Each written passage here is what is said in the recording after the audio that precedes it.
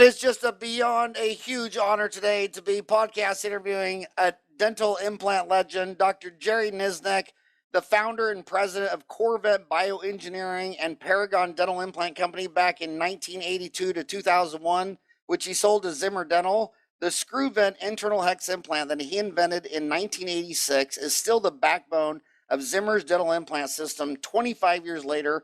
Barron's Magazine article on dental implant industry February 15, 2005, referred to Dr. Niznick as a prosthodontist and entrepreneur who is considered by many as the godfather of American dental implant dentistry.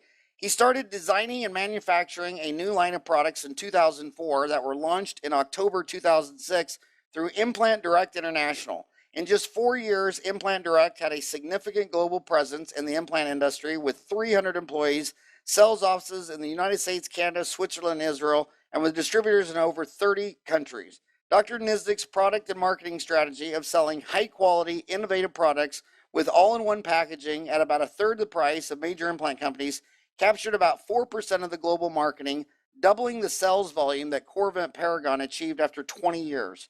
Though Dr. Niznick's implementation of industries only lights out 24/7 manufacturing and effective use of the internet for technical support and online ordering, he created a price point in the industry, making implant dentistry more affordable for dentists and their patients. In December 2010, Cybron Dental Solutions, a division of Danaher, which is a $15 billion conglomerate, acquired 75% interest in Implant Direct International, leaving Dr. Niznick the president of a joint venture that also included Cybron's Attachment International and Cybron Implant Solutions business assets. Dr. Niznick graduated from the University of Manitoba Dental School in 1966 and then earned a master's degree in prosthodontics at Indiana University in 1968. Throughout the 80s and 90s, he personally trained over 10,000 dentists worldwide on the placement and restoration of dental implants using lectures and live surgical demonstrations. In the 29-year span between Corvette in 1982 and Implant Direct in 2010, Dr. Niznick has had 35 dental implant U.S. patents issued to him, including the internal connection patent that has become the cornerstone of modern implant dentistry. His newer patents include ones for microthreads, double tri-lobe connections, a one-piece with multi-unit abutment platforms, a healing collar retained by the cover screw, and several pending patents, including the GoDirect's one-piece implants and GPS abutment system, both compatible with Zest Anchor Company's locator attachment. Dr. Niznick's significant contributions to the dental implant field have been recognized by academic institutions and dental implant organizations. He has received honorary doctorate degrees from the University of Manitoba and from Tel Aviv University, as well as the prestigious Isaiah Liu Research Award from the American Academy of Implant Dentistry. He was also awarded Alpha Omega Dental Fraternity's highest award, the Achievement Medal, in 2007. The United States Department of Veterans Affairs issued a commendation to Dr. Niznick for conceiving and funding the largest dental implant study worldwide at 32 VA centers that included 900 patients receiving over 2,800 of Dr. Niznick's implants. Special issues of the Journal of Periodontology and the Journal of the Oral and Maxillofacial Surgery were dedicated to publishing the results of this monumental prospective multi-center clinical study, which added significantly to dental implant knowledge. My God, Jerry, what a resume. What are you going to do for an encore? I'm exhausted just listening to you. Encore, I'm in the aerospace industry now. I've got a large manufacturing facility that makes parts for Boeing, Lockheed, Airbus, and hotel businesses. So I keep myself busy. I'm still a consultant to Implant Direct, but I retired 3 years ago. And have no real involvement other than giving them product advice since then. So I'm enjoying my family, married 52 years, 2 daughters, 6 grandchildren, drive a Harley, fly an airplane, play golf, just enjoying the good life. So, Jerry, a lot of these young kids coming out of dental school don't realize how pioneering you were and how controversial dental implants were when you started. Correct? I mean, that's for sure. The early guys placing dental implants, a lot of dental state boards thought that was a crazy idea. A lot of dental schools thought it was a crazy idea. It took years for that to catch on. All through the 70s, there was a very small group of us that did implants belonging to the American Academy of Implant Dentistry. I then joined ICOI, which is another fledgling organization. But really, we met in hotels, hotel rooms, and courses with Lenny Linkow and a few others. It was an exciting period, but by the end of the 70s, I was somewhat disillusioned with the predictability of the results, and I almost quit altogether. And then I decided that if I could just come up with an implant to place 2 implants in the symphysis to stabilize an overdenture, I would be happy. High benefit, low risk, lower dentures never fit well. And I focused my attention on developing that implant and an attachment that became known as the Corvent implant and the Corvent attachment. And that had a lot to do with revolutionizing implant dentistry. The concept of an implant functioning freestanding to stabilize a removable denture was foreign to everybody. They didn't think it would work, but I showed that it did, and it became very successful. And then we moved on to other designs. 1986, I came up with the screw vent with the lead-in bevel internal hex connection, which is now called the conical connection. The only difference between the screw vent, which has a 45-degree lead-in bevel, and Nobel's conical connection, which has a 78-degree lead-in bevel, or Astra's with a 79, is that the steeper the bevel, the deeper the hex goes in the implant, and the harder it is to feel whether your abutment is fully seated. So the standard connection, which is used by Glidewell, by Zimmer, by BioHorizons, by Implant Direct, of course, and so many others around the world, the standard screw vent connection, I think is still yet to be improved upon. So, did you ever think back in the 70s and the 80s when basically only oral surgeons could do this, that I believe it was 2015 that in the United States more implants were replaced by general dentists than specialists? Well, I take great pride in possibly contributing to that, because in 1984 or 5, the Bronnemark system was launched in the United States, and it was strictly oral surgeons. They eventually lowered their standards and let periodontists place them. But it was just oral surgeons and prosthodontists, and you had to spend $1,500 to take a course to place the implants and to restore it. The Corvent system was much simpler. There was no restrictions on who could place it. In 1986, Dan Laskin, who was the editor of the Oral Surgery Journal at the time, came and took my 2-day live surgical course. And there was a doctor in the audience from Hawaii who had just spent $20,000 on the Bronnemark system. And when he saw me do this surgery, he said, "Wow, I wish I had seen this before I spent 20 grand." And I said, "You know, for 20,000, you could buy my system, a Volvo, and a return flight to Gothenburg." And I turned to Dan Laskin and said, "That would make a great ad." And he let me place an ad for 6 months in the journal where I said there is a difference between the Bronnemark system, and the difference is that you can get a Volvo and a trip to Gothenburg, Sweden for the same price when you buy our implant system. So what I also started was competitive advertising and marketing, and tried to make people realize that this was really a lot simpler than post-in cores or pin ledges or any of the other sophisticated things that we did in dentistry.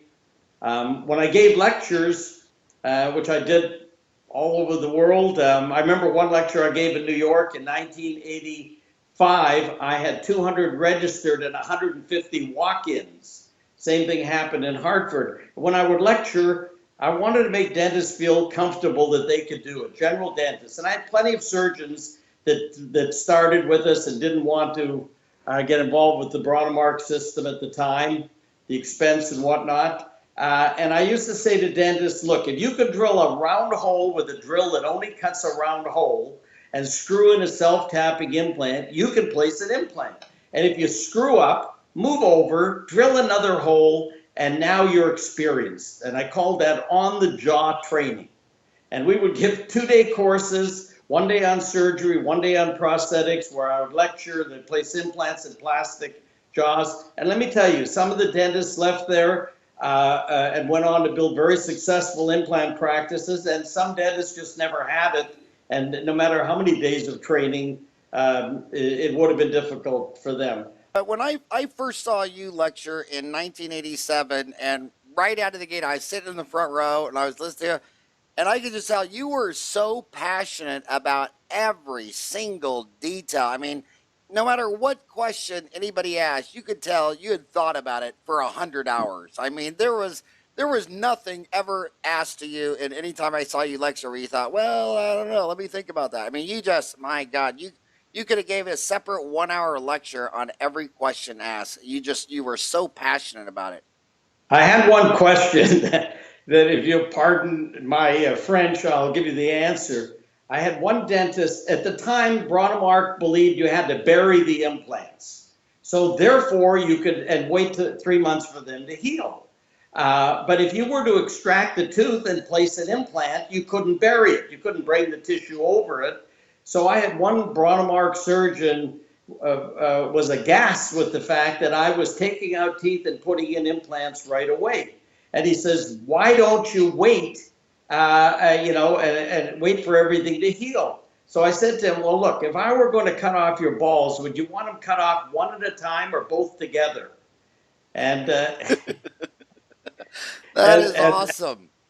And that gave the message. And today, immediate placement and immediate load are a reality. I had one implant done on my front tooth after a root canal and a root fracture. My wife had the same thing, a root canal that failed with a post and core. Both of us had the implants placed, an abutment attached, and temporization right away. Walked out without a flipper, looked good.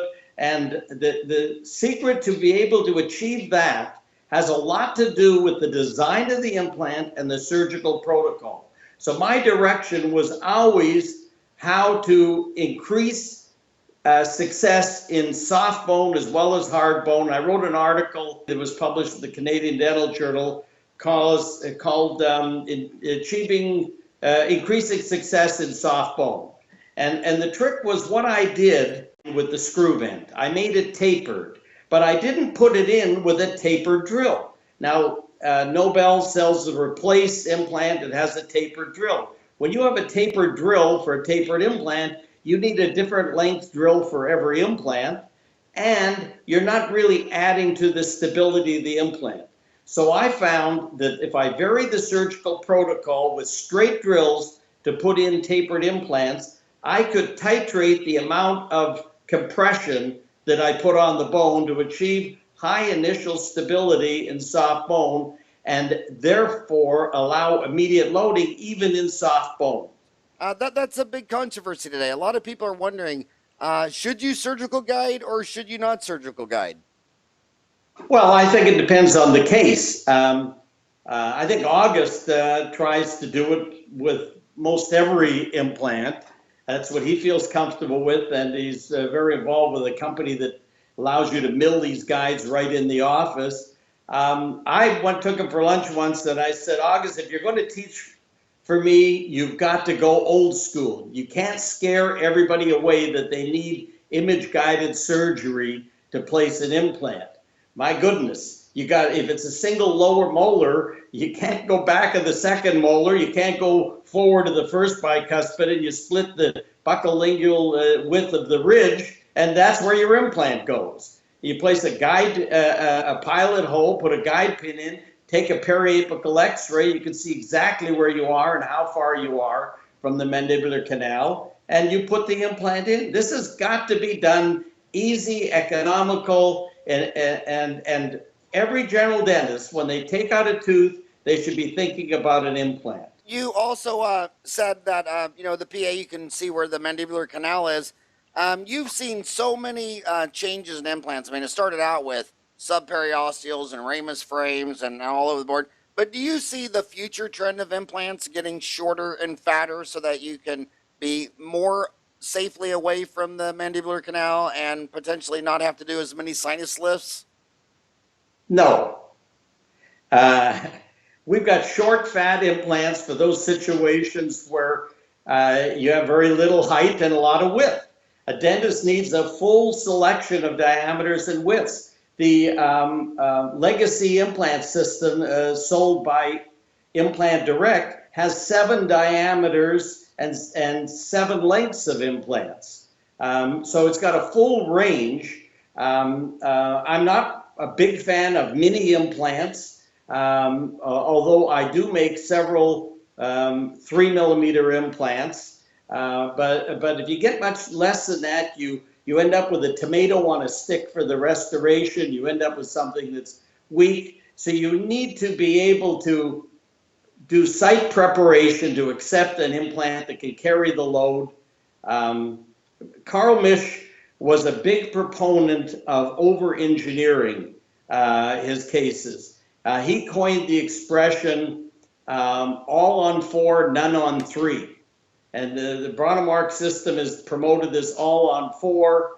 But really, when you're doing surgery on a dentist's jaw, how difficult is it to put an extra implant in? So it shouldn't be an economical thing as to how many implants you put in. It should be what is going to serve the patient the best, the longest. If you put in 6 implants and 1 fails or 2 fails, you still can build the case. In the early days, the Bronnemark research was very misleading. In other words, they were talking about continuous function of bridges as the success criteria rather than individual implants. And if an implant failed, they would take it out and put another one in, and then they would report on the continuous function of the bridges. But with the advent of Corvent and a freestanding implant, with the advent of the screw vent's internal connection, you could then do conventional prosthetics on implants. And let me explain why.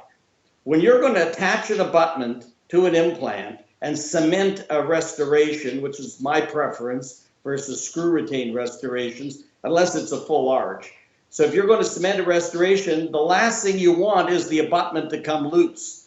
And that's what the internal connection did, is it stabilized the connection so that when there was lateral load, the force was on the abutment, not on the screw, and the screw didn't work loose, and therefore you could cement a restoration.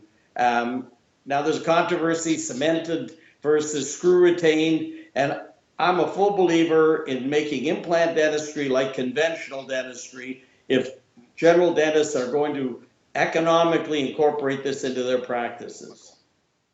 You know, quality is a good question.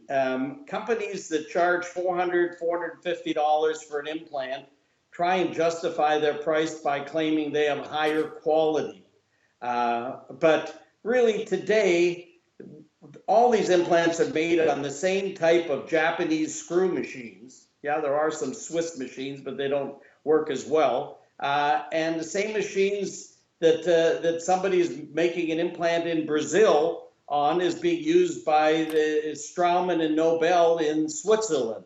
The quality goes with the intent of the manufacturer. Now, companies that sell on discount alone, on price alone, are not overly concerned about quality, because usually the dentists that are looking for the lowest possible price are not concerned about quality. But what Implant Direct was all about when I launched it in 2004 is that I could make an implant as high or higher quality than any of the major companies.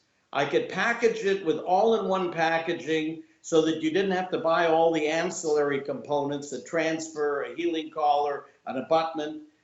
You didn't have to think, well, what abutment goes with that implant? and how do I order it. It was all there, and by using multifunctional components like the carrier was a transfer and was an abutment, I ended up saving up to 70% over the cost of say, Nobel or Straumann implants. And today, Implant Direct sells an implant called the Interactive, which is surgically and prosthetically compatible with Nobel Active. And on US list price, there's over $600 difference when you add up the components. But here's my main gripe. Those major companies don't sell at that list price to oral surgeons. They sell volume discounts to those dentists that are buying multiple implants, and they're getting 20, 30, 40% discount, whereas the poor GP who is buying implants case by case is carrying the water for these specialists. That's why when I started Implant Direct, there were no discounts. We said this is everyday fair pricing, buy one, buy 1,000, there's no discount. Lots of different people have their reasons why implants fail. Some say the number one cause is periimplantitis. Some say it's excess cement. If someone said to you, Jerry, what are the top 3 reasons why a dental implant would fail today? What would you say? Well, fail to achieve osseointegration. Say fail when? When you put the implant in and it fails in a month or 2. That was a lack of initial stability. You didn't have an adequate volume of bone to place the implant. Maybe the labial plate was too thin and it dissolved away. So you need to have an adequate volume of bone, and you need to achieve a high level of initial stability. That is built into the Implant Direct products because we have tapered implants with straight drills. And if the bone is soft, you stop at an intermediate drill. If the bone is dense, you go wider. And we don't even make a bone tap. When you go into the bone tap to cut the threads and then screw the implant in, you've assured that that implant is going to be relatively loose. So initial failure, lack of initial stability, failure, maintenance issues. I've had cases come back loaded with plaque with no inflammation. You don't have any periodontal ligament. These things should not be susceptible to the normal things that periodontal disease are. So this periimplantitis, I think, is a misnomer. Yes, if you lose the bone, it creates an infrabony pocket and it could continue to generate. But and maybe if you have a surface that is highly porous, like Nobel's Ti-Unite, or like the TPS of Straumann in the 90s, that will attract plaque. But the surfaces today that are done by blasting and etching are not porous, they're just textured, and they help soft tissue even attach. Now, down the road, failures are due mechanically to some parts wearing or breaking, or the case was under-engineered. I took 2.5 years of specialty training at USC in Indiana in prosthetics, and then I started my education. I'll tell you a short story. When I was given the honorary doctorate at the University of Manitoba, which was my alma mater, I had to lecture to the graduating class of doctors and dentists and pharmacists. And I advised them, when you go into dental school in first year, you have unconscious incompetence. You don't know what you don't know. By second year, you have conscious incompetence. Now you know what you don't know. By third year, you have conscious competence. Now you can think about it and get it right, but hopefully by the time you graduate, you have unconscious competence. And then about 4 years ago, I received another honor from the University of Manitoba, Alumni of the Year, and I told that same story, but I told them at 71, I'm more concerned about unconscious incontinence. So the main thing is to be a lifelong student in this, and don't get hung up on what the companies tell you. Read for yourself. Take a lot of opinions. Paid opinion leaders from companies get that position because they espouse the philosophy of the company. I have ruffled a lot of feathers in my day because I was counterculture to all of that. And I take it as a point of pride that in the process, people came to realize that, that there's no magic. It isn't the magic titanium from Russia that everybody thought the Nobel implant had, or this patented surface or that patent. It's really the technique, the knowledge of the dentist, how much he cares about being a success and restoring that case properly. No different than doing conventional restorative dentistry. It's all critical to success. One thing I want to just say for the record is when I introduced Corvent in 1982, I really introduced implant prosthodontics as we know it today, because it was the only implant that had a hex hole that you could then cement in a variety of abutments depending on the case you were doing. So if you wanted a multi-unit bar, we had an abutment that took a screw. If you wanted a snap over denture, we had that. If you want a custom cast abutment for an angle, we had that. And from there it evolved to making a variety of different abutments for screw retained restorations, and that is implant prosthodontics. I came up with application-specific abutments, and with Implant Direct, I came up with application-specific implants. In other words, if you knew you were going to do an overdenture, then buy the Go Direct implant that had the snap overdenture attachment built into it, or a multi-unit. If you were going to do a single tooth, then we had an abutment, the transfer that could be cut off and be used as a snappy abutment. And we even made a one-piece implant with an angled head.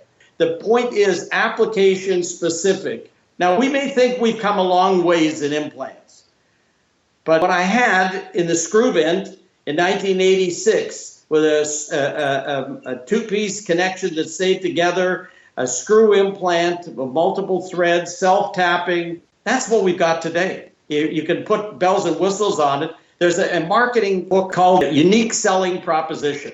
You want to create something different in your product and then spend all your marketing convincing people that that unique feature that only you have is the most important thing for success. And so they all focus on being unique or having something different. More so, I call it innovation diarrhea. More so, they're developing things to create marketing stories rather than things that have real benefit. And that's never been what I'm about. Well, hey, thank you so much for all that you have done for dentistry.